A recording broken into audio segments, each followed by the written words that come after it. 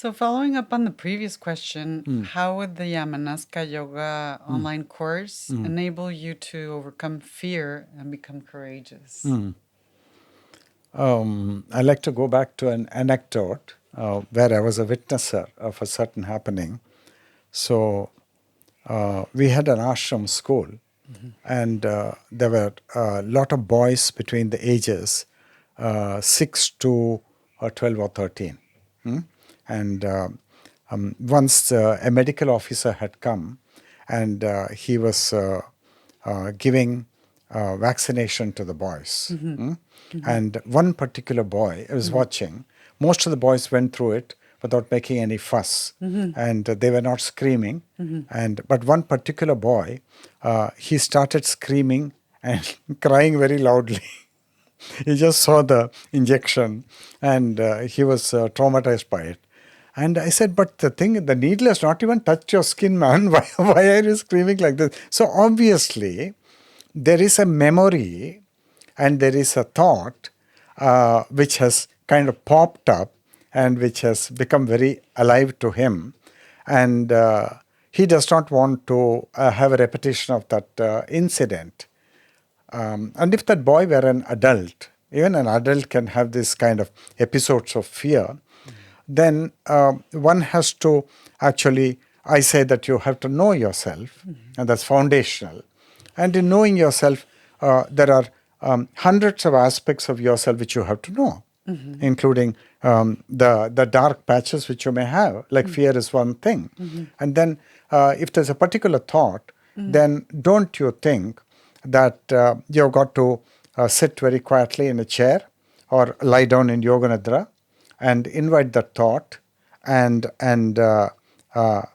embrace that thought and be with that thought. And of course, you're not going to succeed the very first time you attempt it.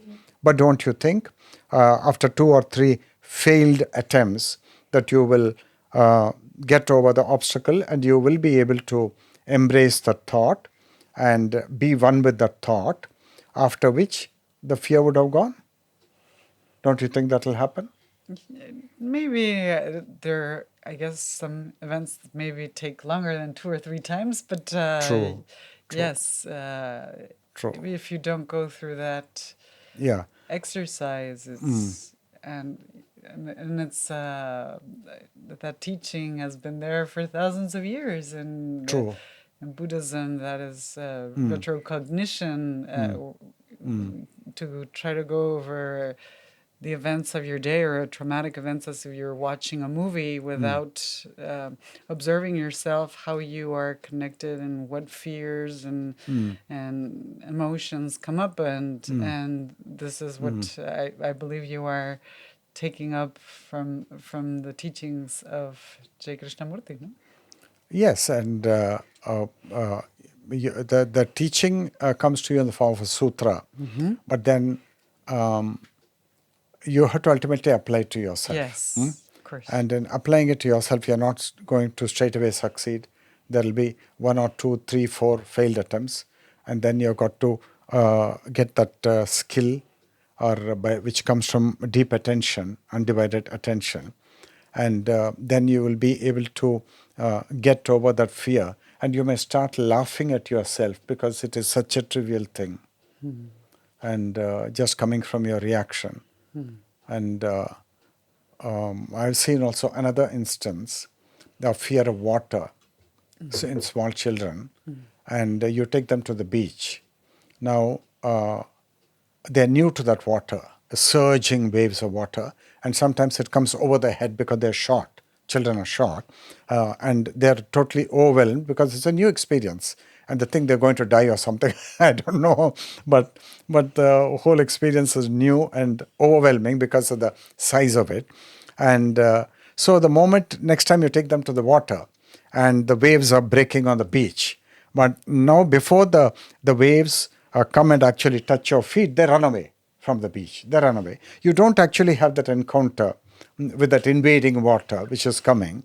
And the manner in which you can overcome these kind of things is that you expose yourself, you become vulnerable, and you allow it to impinge on you.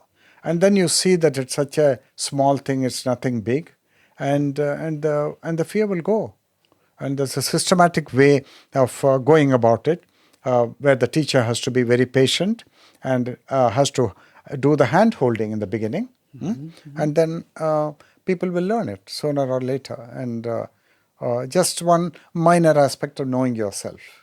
And some fears may be very deep, either coming from traumatic events in childhood, in which case they could have left a very deep scar and a residue. Then you had to do more intense work, like how these Stanislav Grof is doing, dealing with very deep traumas. But otherwise, you can revisit them, revisit those places, and not make them very unhappy and sad things. No, we can do it. Thank you very much, Guruji.